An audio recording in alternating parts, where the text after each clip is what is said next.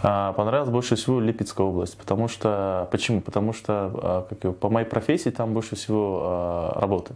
Мухаммад Озод Сидиков недавно получил свидетельство на переселение в Россию вместе с семьей. Несмотря на то, что молодой человек довольно успешен, в свои 30 лет он возглавляет рекламный отдел крупной компании, а его мать и сестра тоже неплохо зарабатывают. Они решили покинуть родину вместе.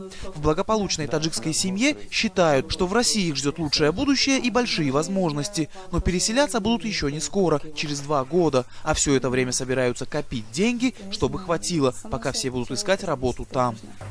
Во-первых, нужно будет собрать капитал, потому что мы едем на свои средства. Не знаю, почему-то идея с подъемными мне не понравилась. Не знаю, может, просто не доверяю. Лучше перестраховаться и поехать на свои средства и надеяться на себя.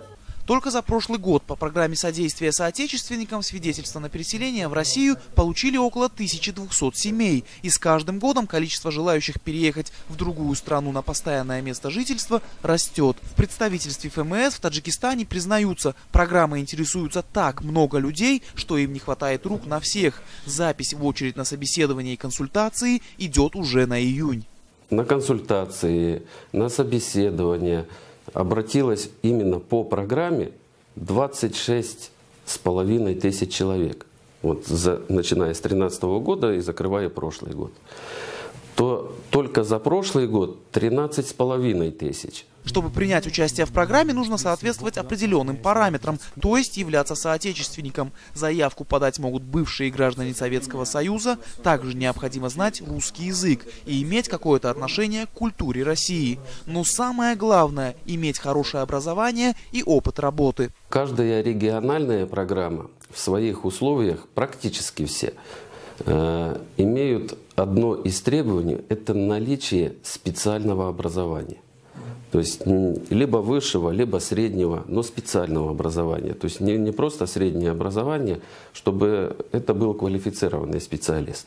Медики, преподаватели, спортсмены, специалисты в технических областях, частные предприниматели уезжают в Россию, несмотря на кризис и санкции. Уезжают даже специалисты, имеющие успех и неплохой заработок. Эксперты считают, что это в первую очередь связано с экономической ситуацией в стране, высоким уровнем коррупции и низкой социальной защищенностью. Люди просто не видят здесь будущего для себя и своих детей. Вызывает большое сожаление, что молодое поколение и люди среднего возраста, имеющие ученую степень, интеллектуальный потенциал, тоже выезжают.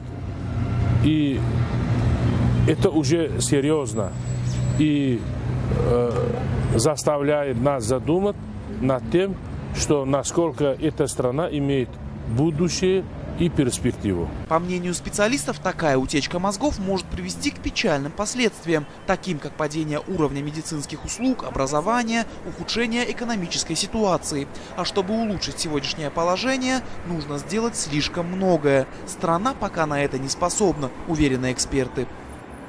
Между тем, количество желающих выехать в Россию продолжает расти. Число получивших российское гражданство таджикистанцев за последние 20 лет по разным источникам варьируется от 200 до 500 тысяч, что для 8-миллионной страны немало. Анушервон Арипов, Насим Исамов. Настоящее время. Таджикистан.